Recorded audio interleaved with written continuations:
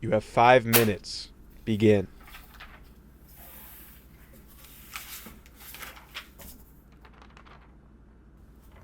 Jack and Joe leave their homes at the same time and drive toward each other. Jack drives at 60 miles per hour while Joe drives at 30 miles per hour. They pass each other in 10 minutes. How far apart were they when they started?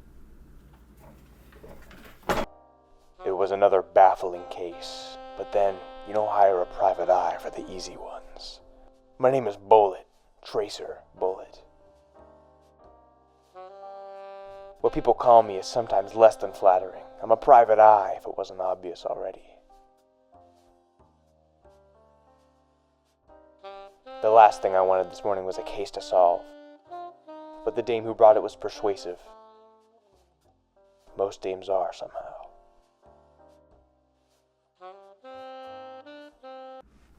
Get to work, Sam. I stepped into the rainy streets and reviewed the facts. There weren't many. Two saps, Jack and Joe, drive toward each other at 60 and 30 miles an hour. After 10 minutes they pass. I'm supposed to find out how far apart they started.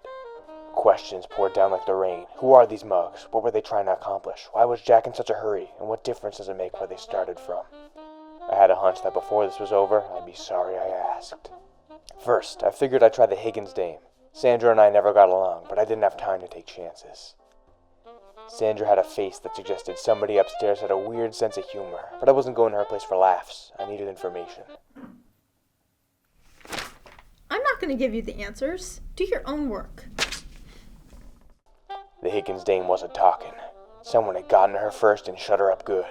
I knew Sandra, closing her mouth would have taken some work. I needed a clue and a drink. One of them I knew where to find. You've had enough trips to the water fountain. Finish your test.